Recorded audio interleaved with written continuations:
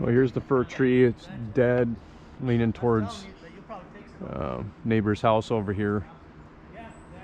We could rig up some fancy stuff to try and pull it over, but we're just gonna do it old school, climb up there and cut it down. If it starts getting really questionable, I'll back out of it. We'll put a line on it. So get my gear on and we'll get up there and cut this thing down. Here's a better view in case you guys can't see all the way up there. The top broke out of it not long ago, so.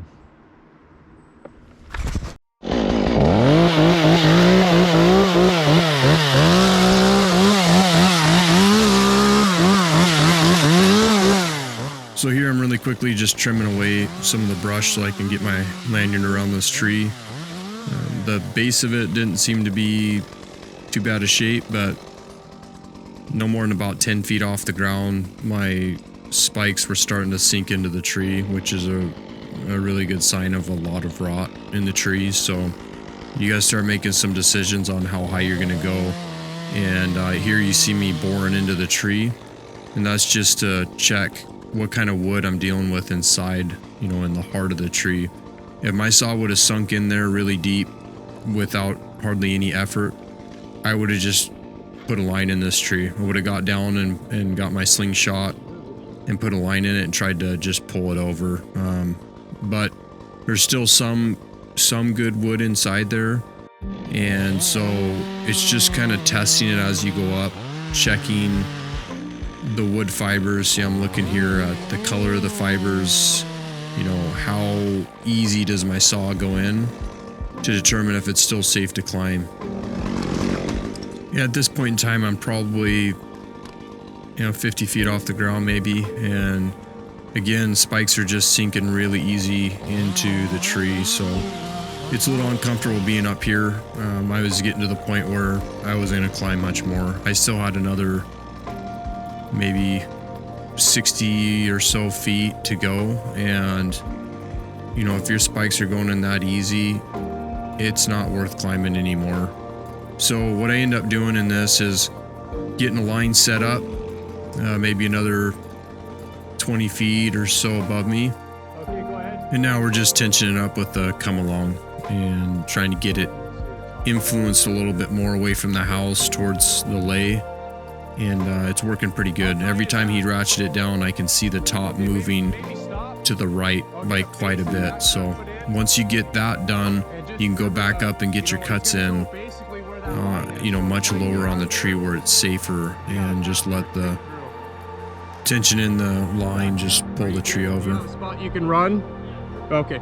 Now I'm just checking with one of the guys that's helping me pull this tree over, just to make sure that he has a safe spot to retreat, because this top is probably 50-60 feet tall, and it's going to be going in the direction of where he's at down there as he's tensioning it down. So just making sure we have a safety plan of what's all going to happen when this top goes.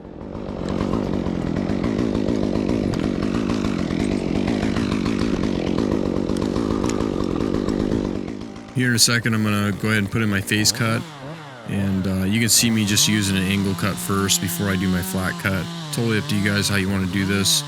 Sometimes I'll swing under and make my flat cut first, and other times like this I'll just make an angle cut. It really doesn't matter. I can tell you it's faster to match your cuts by doing your angle first, but again, it's just personal preference. So here I made my angle cut first and just realized, I wanted a little more left of where I gunned it, so I just moved my body and then put in another cut.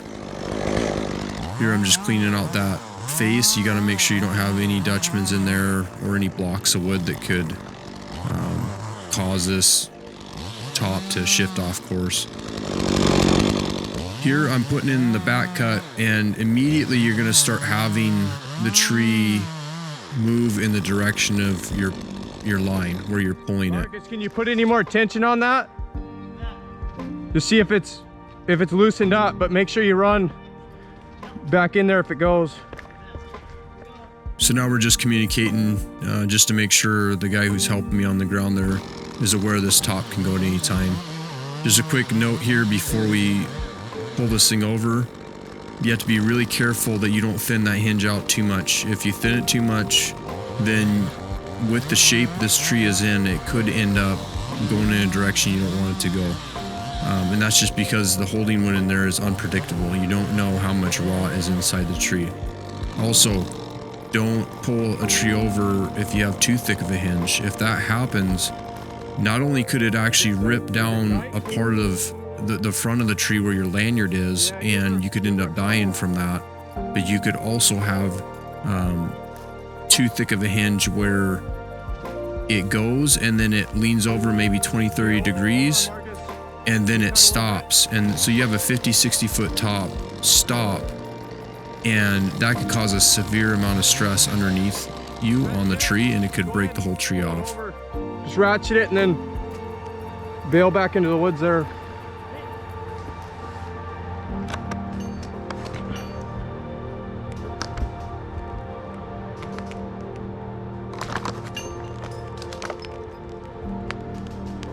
Here it comes.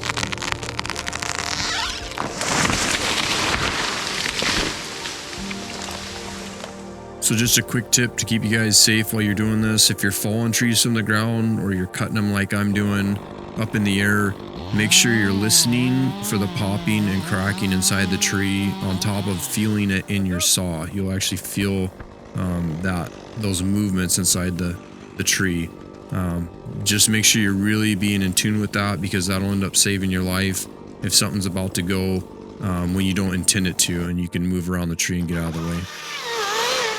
So my GoPro failed, ended up losing all the footage for the rest of the day, unfortunately. Here we're just cutting a nasty alder top out that's just dead and junky. As you can see, it's breaking apart there. See what I'm saying? Just used a large fir next to us to rig out all these different tops, and Was that real heavy? you know, it's a good way to safely get dead trees down without having to climb all the way up them. You gotta use those leather gloves, man. The rubber ones are so much grip that you can't let it slide through your hands.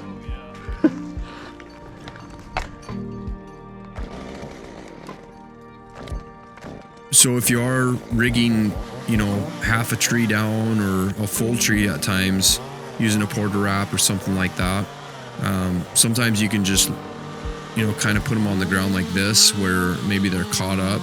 Just chunk them down, you know, just like you do stump jumping. Make your angle cut first there, and then just come up above that cut, and just be careful that it doesn't get you in the foot. You know, get back a little ways from it so it doesn't drop down on you. So here you can come back and just keep chunking the thing down until you can get it on the ground and you know, buck it up. Well, thanks for watching, guys. Sorry for losing the footage. You know, it happens at times. We rigged out about 4 or 5 more alders in here, and would have been good to film, but unfortunately, like I said, the camera filled up. So if you guys haven't watched the Bible introduction, I'm going to post that at the end of this video, so go ahead and check that out. And as always, believe on the Lord Jesus Christ, and thou shalt be saved. Thanks for watching, guys. I'll catch you on the next one.